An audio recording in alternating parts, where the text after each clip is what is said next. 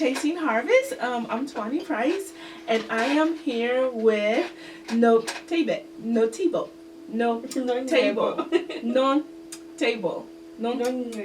Nongcebo. I've been working on my clicks for a solid 4 years, and like they're still not coming together.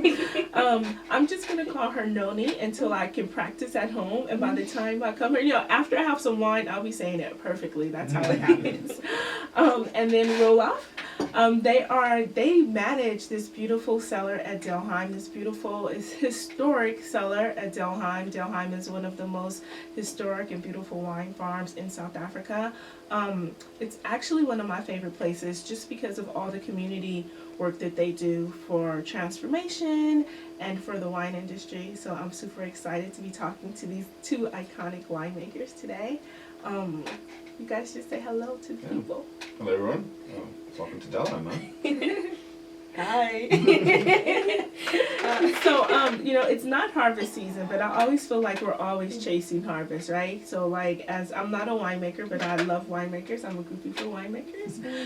And I just feel like wine is not just about that moment when you pick the grapes. It's about what happens beforehand and after. So Exactly. Yeah, so I think I just want to talk to you guys very casual. I want to learn a little bit about like your backgrounds, like why you stay at Delheim. I mean, like why you're here, and what you love about the South African wine industry. Because I totally love the South African wine industry. Yeah. We first have to full disclosure. The only reason why you're drinking coffee is because it's in the morning. We'll get into the wine now. Yes, and full disclosure. People are like, oh gosh, what a fake, you're right? Drinking coffee and pretending to do what? No, in this beautiful cellar. It's winter. It's morning. It's cold. Yes. This is just to get the joints going, and then we'll get into some wine. This is just to wake up a little bit. Just to wake up a little. Yes. But yeah, you're 100% right. It's not just that moment when we pick the grapes. That's the harvest. It's everything building up to it, from the vineyards through to when you open the bottle of wine.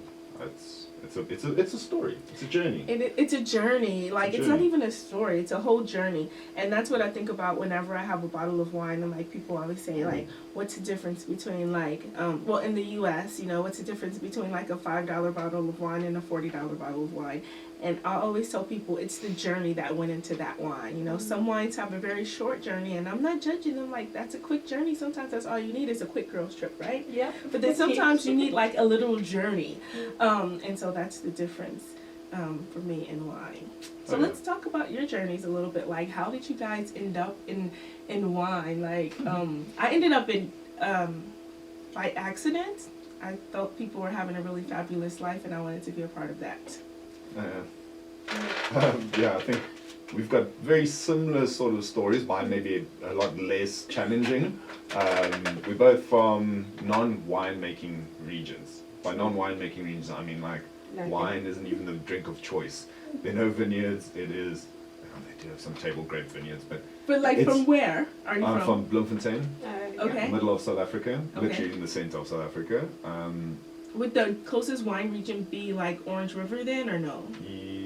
Geography? Yeah, probably. Okay. I've actually not done that, son. There is actually, I heard the other day, a winery in the Free State, but yeah, no. Still growing. Yes. I think they're sorting out some things. You're working out the kinks. Okay. Yeah, so no, it's definitely, people drink wine there, but it's funny. I always say when you go into restaurants, it was actually quite an eye-opener for me. In Bloemfontein, you go to a restaurant, and the majority of people on the table will have a beer or a gin or whatever it might be.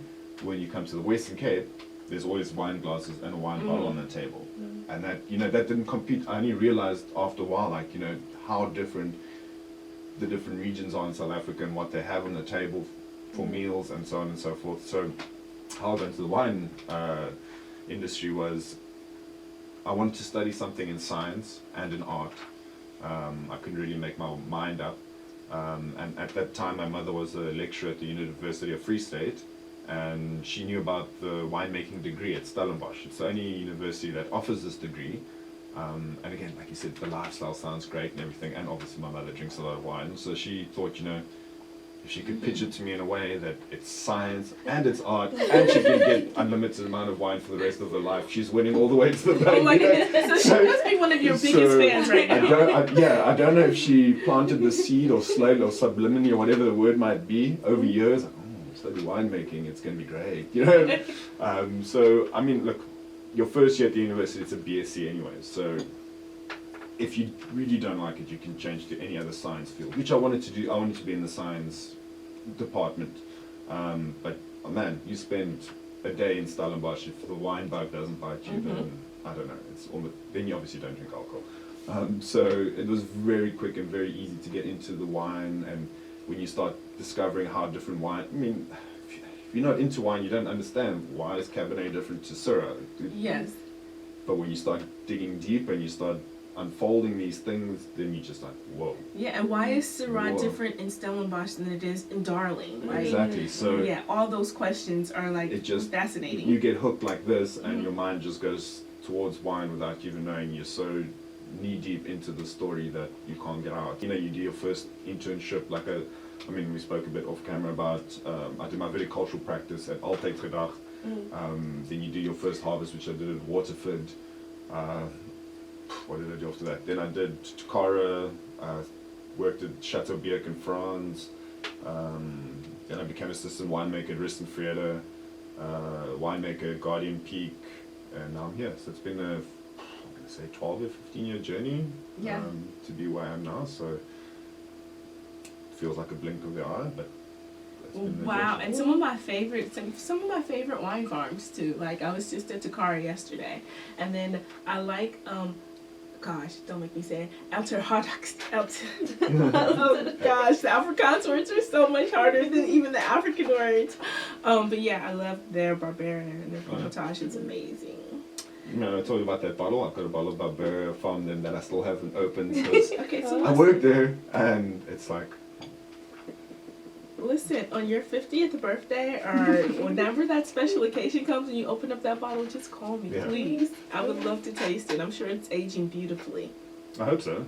Yeah. I hope so. It made it through most the back end of my university days and now. So, no, mine suffered through the crime of South Africa, my collection from my first farm. So I was like, oh. So I don't have those memories anymore because it was just stolen from my flat. Yeah. Oh no! Wow, yeah. And that's a shame though. Whenever I hear about people and they steal wine, like really nice bottles of wine, I'm like, gosh, they don't even know what they're drinking. They're just like, they're just gonna take it back to wherever they came from and just like not even appreciate it. Like, leave the wine. I will like even pay in cash. Just no. So how did you get started in the wine industry? And where do you come from originally? From Pietermaritzburg, so that's the northeast. East Coast. Yeah, South Africa. East Coast, yeah. I think I was just there. So I was in the Eastern Cape couple months ago. The province I come from is north of Eastern Cape. Okay. Yeah. So so from Pietermaritzburg, also nothing there. Like the province is known for sugarcane. So like everyone is like, oh, what are you doing here? You should be making sugar. I'm like, yeah, no. I also want to do nice things in life. Like my journey with wine started pretty much a long time ago in high school, where with the whole career thing, trying to figure out where everyone is going. I luckily had a bursary with our Department of Agriculture, and then they said, there's a list of scarce skills in South Africa. Here's a list in the agri-sciences. And then they brought in professionals from all these places, like your food science, your engineering, agricultural, and it was quite fun. It was like, wow, fascinating. So they travel the world, be in 2 countries every 6 months. And I'm like, oh. Do you remember that person's name? No, but I remember Edna said she was there. You don't know if you know Edna, she's a lecturer now at Stellenbosch, but she says she was there. But I just remember the whole fascination of just the opportunity to travel the world, you know, Yes. see different countries, and you know, still be working and making, and I'm like, wow, okay, this is exciting. Yeah. And I can get paid to like go to France and work in yeah, France. I'm Okay. like, yeah, you know what? And then like you are tasting in between all of that, and I was like, wow, okay, this is something different. No one is doing this where I'm from. Like, let's try this. So it purely by chance. My family doesn't drink. Mhm. Now they do, but Didn't at the What time. have you Yeah. done to them? I've ruined them forever. so like before then, you know, it's like the normal brands that you would see on TV that you know, okay, that's the wine. But usually, if there was occasions or anything, like Roelof said, it was just mostly beer. That's what you would find in maybe other spirits like brandy and whiskey. But to find wine, it was just like, what is that? So now it's actually quite glad to see, even when I go home, even my extended family is like, ooh, wine, do we try this, do we try that? And they're like really into it now, right? Exactly. I love it. So now it's just been a ripple effect from me coming this side as well, to just, you know, a lot more people being exposed to wine and asking questions around wine. So it's been quite fun. So after studying, after that whole seminar thing, decided winemaking, came to Stellenbosch. You know, I knew nothing at that point about wine. So imagine me in class, people are tasting, and I remember it was Lorraine actually who gave that class of tasting. She's at Elsenburg now, but yeah, she gave that class. So people were tasting cab, and then people were like, oh, smelling chocolate and smelling oak, and I'm like, yeah, no, this smells like alcohol. So Like I smoke grapes and alcohol. yeah, That's like, it. it's just pure alcohol. So and then from there she gave guidance and what to you know, just try if you like taste Sauvignon Blanc, go and find fruits that you find in Sauvignon Blanc and just dunk them in Sauvignon Blanc and taste and see if you can pick up its fruits and whatnot. So that's pretty much where I started in trying to learn about wine. And then just like go and taste as much as you can everywhere. So then from there, you know, you just learn from the next lecturer, next teacher, and then you just learn and grow as a person. So it's been a journey. Yeah. Wow. And you know what? I love the fact that both of you guys talk about the Providence that you came from and how you didn't grow up drinking wine necessarily, right? Because for me, when I talk about transformation, okay, we talk about transformation of making wine more inclusive to all people, right? But then it's also transforming the way that we drink wine, like people drink wine, right? Because there's lots of places where it's not part of like your normal routine. It's not on the dinner table.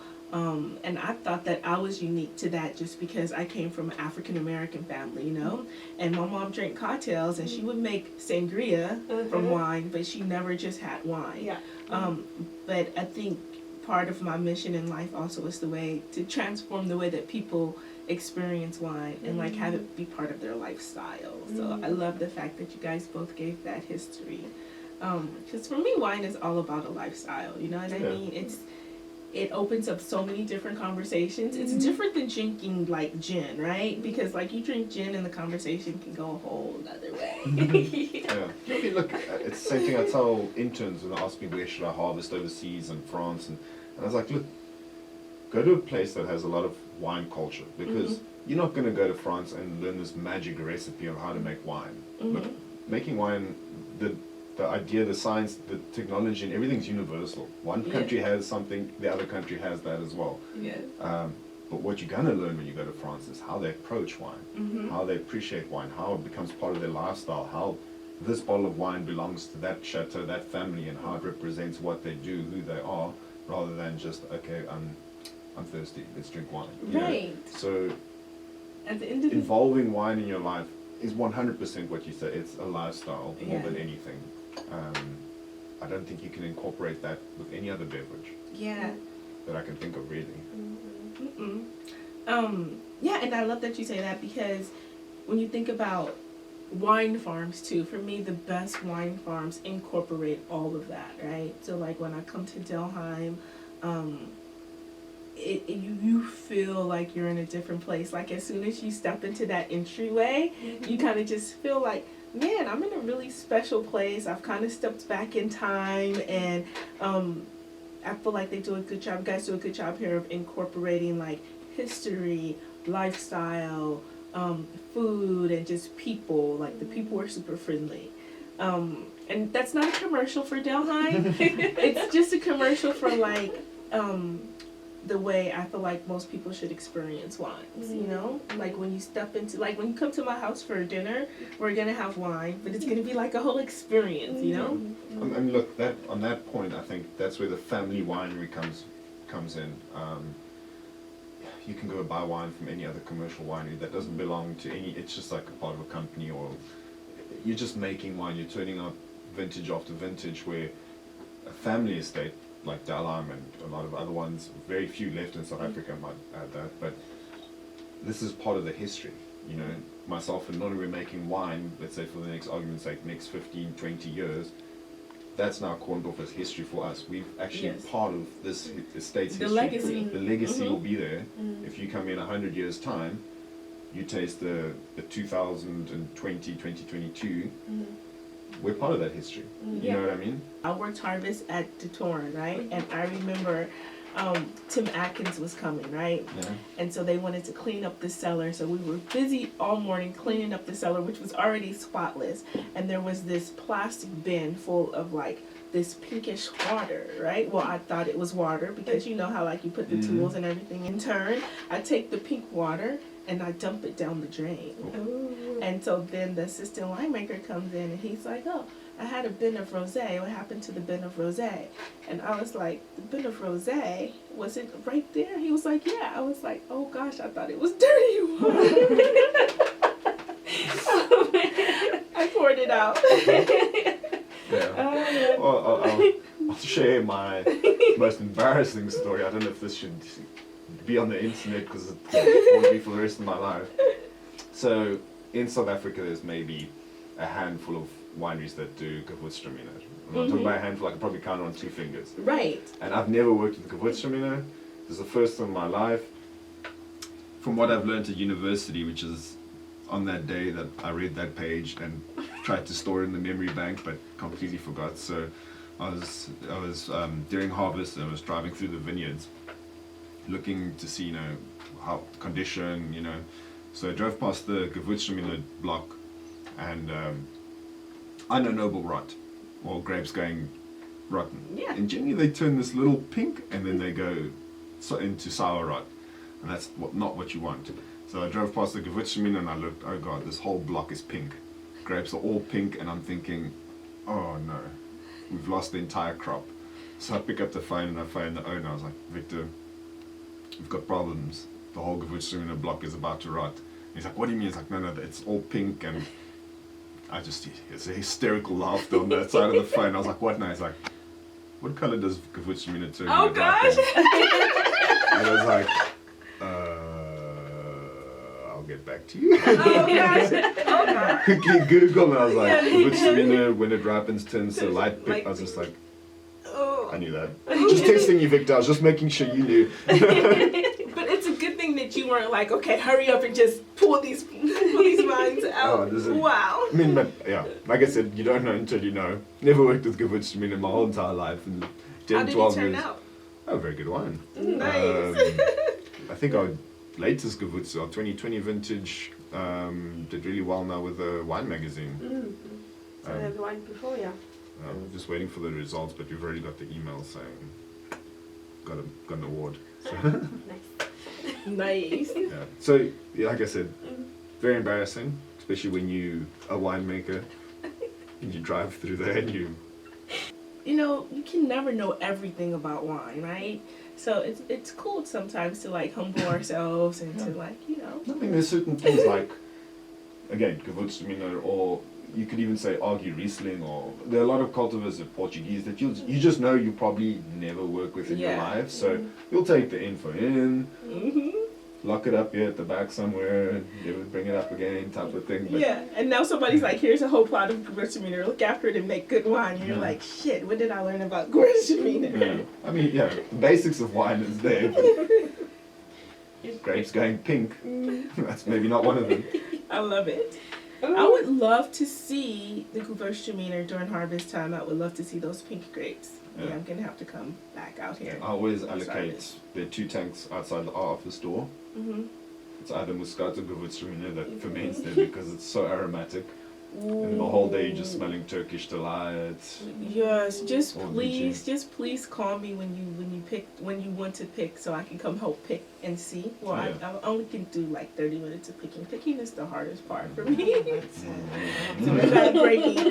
But I would love to be here when you bring them into the cellar. Okay, what about you though?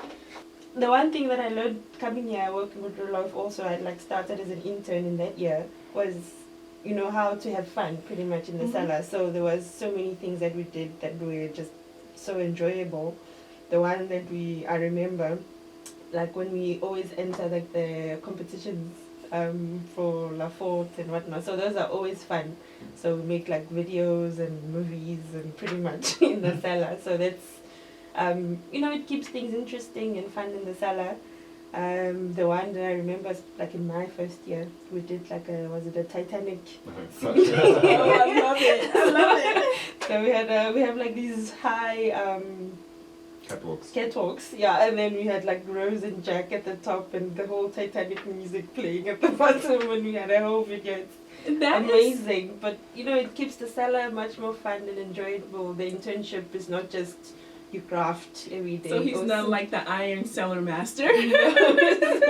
It keeps you engaged also in the whole winemaking process, in that it's not just, one aspect of it where you just, craft all the whole time. You can also have fun and enjoy with your teammates and grow bonds as well with your team. So, yeah, my memory is terrible. So. That's part of the internship. I think that's cool, and that adds to like the whole legacy, because I personally wouldn't want to work with somebody who was just like, just work it, don't smile. You got to take dance breaks. I've done many an internship in my life, and I've had some terrible ones and I've had some great ones. And the ones that are great are the ones that you remember and you make friends for life. I mean, just for example, when I had my wedding, I invited all my French friends and they all showed up. Nice. That just shows you the bonds that you make with the people. It's not just about cleaning tanks and moving pipes around. You literally go there to interact, understand other people, learn from them. And I always, when I get interns, I always try to make it as fun as what my favorite wineries did for me. I love it. Otherwise, you're just wasting someone's time. They go there, they hate you, they'll write you off. In fact, that word of mouth probably spreads as well, where it's like, oh, don't go harvest there. But it has to be good. It has to be fun, because the work's hard. Yeah. And if you're not smiling or you're not having a good time, hard work becomes and even it's worse. long, right? And it's long. Hard, it's long. Yeah. So, do you guys have a favorite varietal to work with, or one to drink, or like, is it the same? The one that you like to work with is your favorite to drink, or no? The easiest thing will be pinotage, I think. To make? Yeah, is it not? Because it's just quick. Everything is just fast. I think it's like asking me which one of my children is my favorite. We all know I have one. But you can't say that out loud. No, joking. No, I always tell my mom that. I'm like, I know you have one. You don't admit it, but it's obvious to everybody. I think everyone it's hook. It's one little thing that the other cultivar doesn't have. So if you can hammer that, or nail that rather, you're making a far better wine. So I think like the Chardonnay, for example, I used to batonage a bit more than Noni's now toned it down, and the person inside, I'm not allowed to admit it, she was right. Oh, right. So, those sorts of things, and that's working together. I mean, how she understands the vineyards might be that little bit different to how I understand the vineyards and her vision. So, I mean, we're drinking this is fantastic. Mine probably would have been a little bit more body, but I think because it's this block and the way it is, I think she's right. I don't think the wine could have been better than what it is now. Oh my God! What a great leader, though. Wow, I love leaders who say, my opinion isn't the best opinion. Let's listen to them all and figure out which one is going to win. Why hire someone if you're not going to let them do their job? Yes. You've got to come there. And speaking of hiring, oh my gosh, I think I might need just a little bit more. Maybe I'll wait for the next one. We need to have like a little toast, because thank you. I've come to Delheim quite a few times, and what made me really want to come on and have a conversation with you guys was I read in, I think it was like Winelands magazine or maybe wine.co.za about your promotion to wine head winemaker, and then your promotion to Cellar Master. And I was like, oh my God, they're doing really great things out there. So cheers. Cheers to both of you guys. It's more about her. She was, yes. I mean, she was literally doing all the work and making decisions, and I was getting the credit for it. So I thought, I think not only that, you got to be honest with yourselves. She must be the winemaker. If we sit around this table in 20 years' time and she's still the only black female winemaker, we failed as a country. And we didn't hire her because she was black and all that. It's master's degree, far more educated than I am. If I could and telling you not to stir this wine too much. Look, I've been through so many interns, so many assistant winemakers, and I still remember. I'm going to tell you two stories. One was the introduction interview I had with Noni when she showed up, and I was just like, okay, what do you want out of this internship? Like I mentioned earlier, an internship's what you want out of it. If it's you just want to go through the motions, are you going to leave here just going through the motions, or is there something you want to learn? Like what do you want out of this internship? She just said, "I want to be in your seat." Oh wow, I love now that. she is. I love. Oh my gosh, So manifested. I promise you, I have like chills on my arm right now. Like and to hear that from an intern is not only inspirational, but it's refreshing. Like, most of them are like, oh, I want to learn how to make your wine, and it's like, okay, I get it, but what do you want out of the internship? What's your aspiration? Yeah, So that was very cool, and then when she finished the internship, normally I'm more than happy to say, okay, cheers guys, it's been real. I picked up the phone and I phoned the owner and was like, you need to keep her. We were full cellar, I didn't need to, but we made a job for her. So, no, I mean, look, it's I mean, if you really dig into a story, and it's not a feel sorry for me story, it's a motivational story, and if you leave a university with a master's degree in enology, with the vintages, and she's been to the States, and she has the attitude, and she's got the, this is the future of the South African wine industry. And I love it. And it paints such a really good picture. We're the present and I'm probably the past, but this is the future of the wine industry. And I don't even think of it, looking at it as the present and the past. Like for me, this is what it is, you know what I mean? And we have to, and it's a shame, like 20 years from now, maybe we won't have to mention, oh, by the way, she's black, you know what I mean? It'll just be the norm, you know? I mean, she doesn't, not in any way is it helping our company with PE or anything. That is not even on the table. No. And that's if what I'm saying. If she was Indian, if she was white, if she was she blue, still probably would have got the job because of her qualifications and what she can do and how she's been doing it, more importantly. But I think that's what we want to normalize, you know what I mean? We want to normalize, but then I also like the fact that you have the confidence to say, you know what is it that you want? I want to be in your position. And then you had not the ego to say, oh, I don't, or that be, what is it called, insecure enough, or insecure and say, you know what, I don't want to hire somebody who wants my job. Because that's when I worked in corporate America, that was my thing. I always wanted to hire people who wanted my job. Because that means that you're going to strive to be the best. And then I don't want to be in my job forever. I want to, excel up. So like, who's going to take my position? And I think that's key. And then the fact that like representation matters. And that's why I do these videos too. And I like to find people who are excelling, who are people of color, because representation matters. Because there's some little girl out there who's like, I never thought about being a winemaker, but then you look at Noni and you're like, she's just doing the damn thing. That's what I'm hoping in 10 years, 20 years from now, when we sit around this table, I'm the odd one out, you know what I mean? Yes. No, that's life. That's what we need to do. It's moving forward, and it's a natural movement, which is even better. Yeah. Rather than a forced movement. And it's still legacy. Ah, gosh, it's been so great. We're gonna taste one more wine. We're just gonna take a little break while we taste the next wine. Second, let's go. All right, the 2018 vintage. Nice thing about it is this got me nominated as one of the winemakers finalists for Winemaker of the Year Diners Club International. So I think it's already got a bit of pedigree to it. It is a Bordeaux blend. Okay, you gotta pause for a second. We need to cheers to that. We can't just let that fun, amazing fact. We all just know slide really by. one, but because they don't want to give it to another Stellenbosch winery. I mean, but there's so many winemakers around the world, so just even being nominated, I know it sounds cliche, but just being nominated is pretty amazing.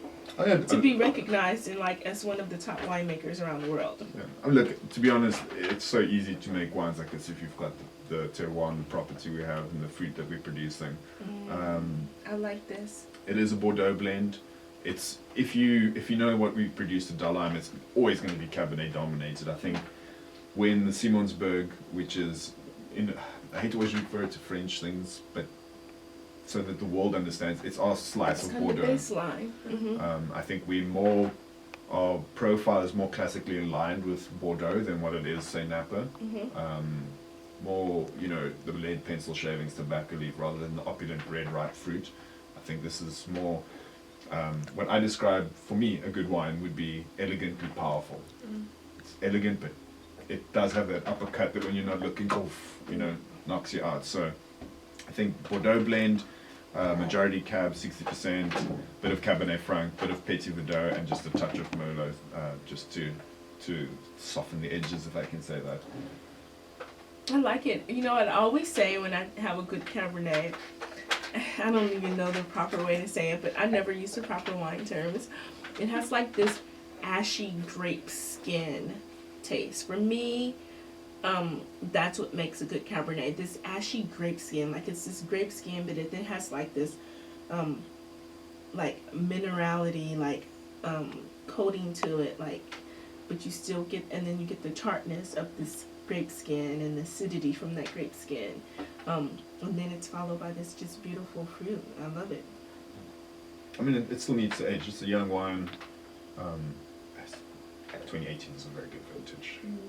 Listen, next time I come to the cellar with all of this old wine, I wanna open up one of those bottles. One of the kids finding something. I need something really, really old. This is such an amazing cellar. Yeah.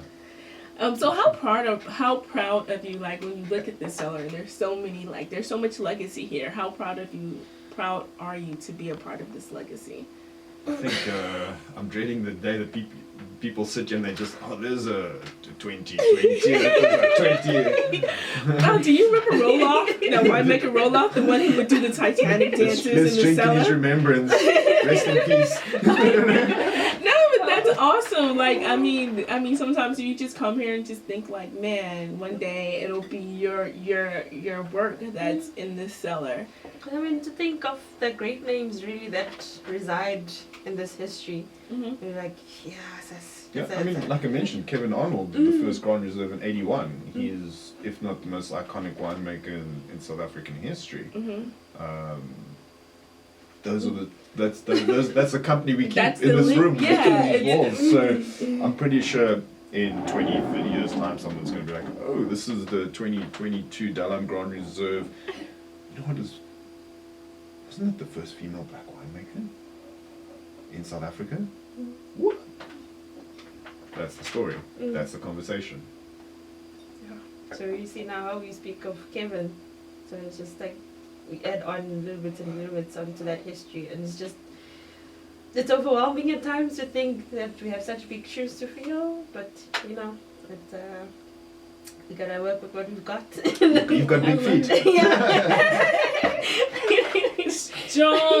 Strongly, like, what do you call it? Like planted, like solidly planted feet with roots that go very, very far down. Exactly. You know what I mean? And I always say too, like, just maybe, when I think about black people in the wine industry, black winemakers in particularly, it's not always easy. Imagine going to Stellenbosch University and, it's very Afrikaans language based and having to study, especially for the first ones. And, I think that struggle is kind of like wine grapes, right? Like the more you struggle, the better quality, the better character you have. You know what I mean? So even you coming from Bloemfontein, just like not being associated with wine, and now that you are, like, I think this struggle adds to the character. Exactly. With hardship comes enlightenment. Yeah. Who's got to that? Oh God, I can't remember. All right, Anyway. I'm just gonna pour myself just a tad bit more, just for the tasting. This has been an awesome conversation, getting to know you guys. I'm super excited and proud for the work that you guys are doing at Delheim. Cheers. Cheers. Pleasure having you. I'm telling the story before it becomes an actual story, if that makes sense. Ahead of the times. Ahead of the times. Ahead of the times, living the history. Back to the future. We can say that still. You can't. Yeah. You can. Yes, we can say that still. You got to history check everything you say. Yes. All right. Well, thank you guys so much. It's been a pleasure.